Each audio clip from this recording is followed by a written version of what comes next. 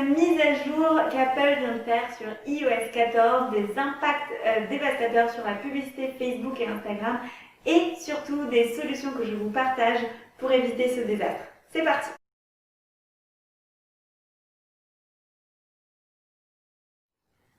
Pour ceux qui ne me connaissent pas, je m'appelle Claire Garcia, j'aide des entrepreneurs à doubler leurs ventes grâce aux publicités, Facebook, Instagram et autres réseaux sociaux, mais aussi grâce à des stratégies de croissance type tunnel de vente, mail. L'objectif, c'est de mettre en place un système d'acquisition automatique pour avoir tous les jours des clients et des prospects de manière récurrente. Je vous invite à vous abonner à la chaîne YouTube et à cliquer sur la cloche pour être au courant de toutes les prochaines vidéos que je vais vous partager pour vous aider à développer votre business sur Internet. Donc déjà, en quoi consiste cette mise à jour? Tous les utilisateurs d'Apple vont recevoir dans leur mise à jour iOS 14 une pop-up, une fenêtre qui va s'ouvrir telle que celle-ci et qui va leur demander est-ce que vous autorisez Facebook à traquer et suivre vos activités dans les applications ou sites internet tierces. Forcément, quand on nous pose cette question, on a plutôt envie de dire non, on refuse. Et donc en fait, Apple a mis à jour ce message et honnêtement, ils n'ont pas fait énormément d'efforts dans la manière où ils ont posé la question. Donc forcément, il va y avoir des impacts. Beaucoup de personnes vont refuser et vont dire non, je n'accepte pas que Facebook suive mon activité, ce qui paraît assez normal vu la tournure de la phrase. Donc, ce qui se passe, c'est que, en fait, Apple, il est super puissant, il fait ce qu'il veut, et Facebook, eh bien, il doit s'adapter à ces nouvelles réglementations. Voyons voir un peu les impacts précis de ce changement. Petite parenthèse sur ce que c'est le tracking. Le tracking, en fait, c'est une manière de suivre le parcours d'un client. Est-ce qu'il a cliqué sur un site internet? Est-ce qu'il est allé voir le catalogue du site internet? Est-ce qu'il a cliqué sur le bouton acheter? Est-ce qu'il a cliqué sur le bouton vous contacter? Est-ce qu'il a vu une vidéo? Bref, c'est de comprendre son comportement. Pourquoi c'est si important? Parce qu'en fait, en fonction de son comportement, eh bien, les entreprises peuvent adapter le message. On ne va pas envoyer le même message à une personne qui a découvert un produit mais qui n'est pas allé jusqu'à la page de paiement ou à une personne qui est allée jusqu'à la page de paiement mais qui n'a pas finalisé son paiement. Vous voyez, c'est deux manières ou en tout cas deux étapes dans le parcours client qui ne sont pas pareilles et donc le message doit être différent. Ce qui se passe, c'est que la plupart des personnes pensent que en décochant les parties je ne veux pas être suivi, ils pensent que peut-être ils vont avoir moins de publicité. Sauf que ce n'est pas le cas.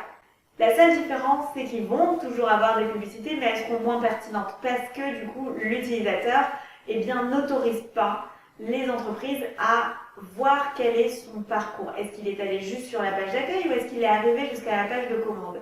Donc forcément, la communication qu'il va recevoir ne sera pas pertinente parce que peut-être on va lui reproposer le même produit qu'il a acheté 2 minutes avant au lieu de faire une communication plus adaptée. Donc ça, vraiment, j'espère que vous comprenez bien. Moi, très personnellement, j'accepte tous les trackings parce que j'ai envie, et c'est très personnel, j'ai envie d'avoir une communication adaptée. J'ai envie que les entreprises connaissent mes goûts, mes couleurs, mes envies et qu'on me propose des publicités adaptées. Et moi, j'adore les publicités, forcément, donc je clique oui de partout.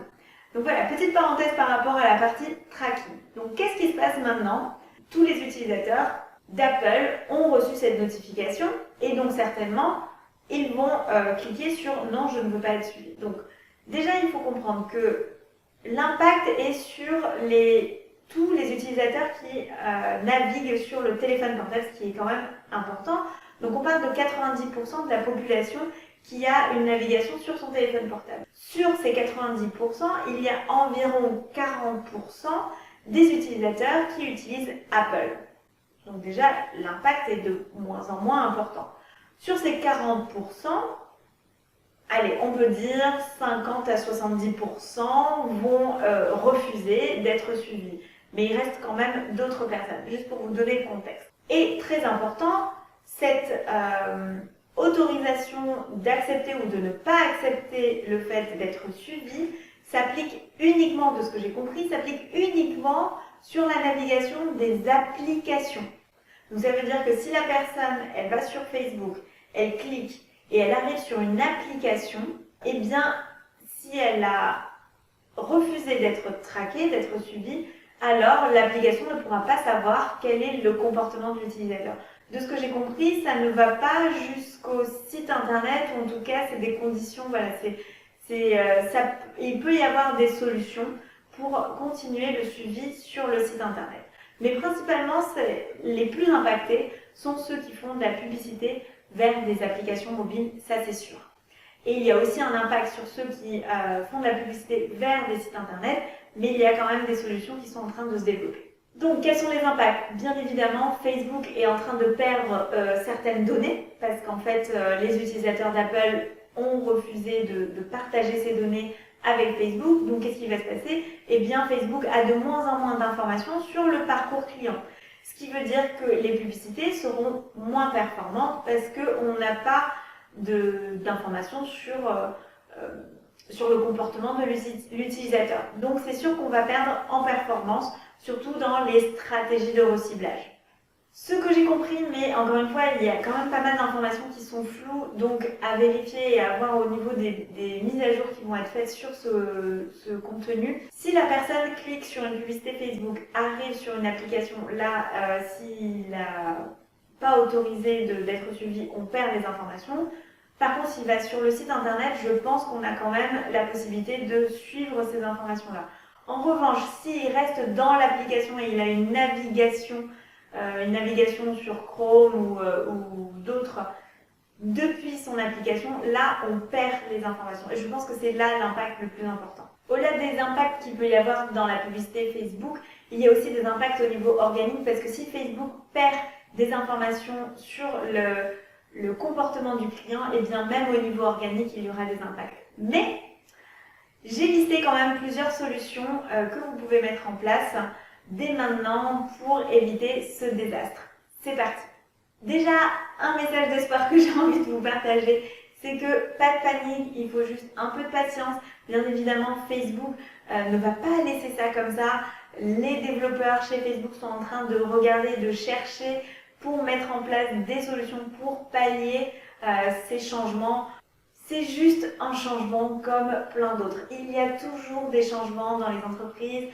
C'est des solutions qui ne nous appartiennent pas, c'est pas dans nos entreprises. Et donc, eh bien, chaque changement crée des opportunités. Je suis sûre que les développeurs, je sais en fait que les développeurs chez Facebook sont en train de chercher des solutions. Et je suis sûre que plein d'autres développeurs en dehors de Facebook cherchent des solutions à mettre en place. Et donc, on va avoir des solutions très très prochainement. D'ailleurs, certaines solutions sont des API, donc certains sites internet déjà, plutôt dans le e-commerce, je ne sais plus lequel, mais ont déjà développé des API à connecter pour avoir ce système de tracking en dehors ou de manière indépendante en fait de Apple ou de Facebook. Donc c'est des systèmes de tracking qui sont propres à l'hébergement de chaque site internet. Donc il y a des solutions qui vont arriver, juste un peu de patience. Ça m'amène à la deuxième solution qui est, eh bien, il faudra mettre des solutions de tracking sur nos propres sites internet qui vont être aussi indépendants d'Apple, de Facebook, etc. Donc là, ce n'est pas mon domaine d'expertise, mais je suis sûre que des personnes qui sont dans le sujet sauront beaucoup mieux vous accompagner que moi sur comment mettre en place ce tracking qui restera efficace et qui vous permettra de toujours avoir des bonnes performances au niveau des pubs. Troisième solution, eh bien, capter les mails de vos prospects. C'est le plus important parce que les mails, ils seront dans votre base de données, ils vous appartiennent alors que tous ces systèmes de tracking ne vous appartiennent pas. Donc, concentrez-vous sur le fait de récupérer des emails, de capter des emails et de travailler ces emails, de communiquer avec eux, de créer une relation parce que ces emails, c'est des prospects qui vont devenir vos clients demain. Quatrième solution, eh bien, se concentrer dans le ciblage au sein de Facebook. Vu que maintenant, il y a une partie du ciblage et du tracking qui est perdue quand on sort de l'univers Facebook, et bien ce que je vous propose, c'est de vous concentrer sur le ciblage au sein de Facebook. Ça veut dire quoi? Ça veut dire qu'en fait, toutes les stratégies de reciblage sur recibler des personnes qui ont vu une durée de vos vidéos, ceux qui vous suivent sur Facebook, ceux qui vous suivent sur Instagram, toutes les personnes qui ont commenté, qui ont liké, toutes ces personnes-là, eh bien, vous pouvez les recibler. ça appartient à Facebook et Facebook n'a pas changé ses règles à ce niveau. Donc, c'est toujours des stratégies qui sont pérennes et que vous pouvez utiliser. Cinquième solution, eh bien là maintenant, on n'a plus le choix, il faut se concentrer de plus en plus sur la qualité du contenu, sur la pertinence de votre communication. Et là, je pense qu'on va avoir un gap entre les bonnes agences de communication et les moins bonnes. C'est-à-dire que les moins bonnes vont voir leur performance baisser et les bonnes, en fait, vont avoir leur performance soit se stabiliser, soit augmenter parce qu'en fait, eh bien, le contenu, les visuels vont faire la différence dans la performance de vos publicités maintenant. Il faut savoir en fait que là, on repart comme si c'était certaines années en arrière. Il faut savoir qu'au début, l'algorithme de Facebook n'était pas si puissant au niveau des stratégies de reciblage. Et pourtant, avant, il y avait des bons résultats. Donc, c'est juste une question... si avant on avait des bons résultats, aujourd'hui on va continuer à avoir des bons résultats. Il faut juste réadapter les stratégies, être patient et être encore plus meilleur au niveau du contenu, de la qualité des textes et des visuels. Et sixième solution que je voulais vous partager avec vous, eh bien c'est l'occasion de développer vos canaux d'acquisition. Peut-être pas concentrer tout sur Facebook, mais aussi développer eh bien, des stratégies de contenu, du SEO, des vidéos sur YouTube. Bref, c'est le moment de développer, de ne pas mettre tous ses œufs dans le même panier et d'avoir encore plus de visibilité via différents canaux, différents partenaires, etc.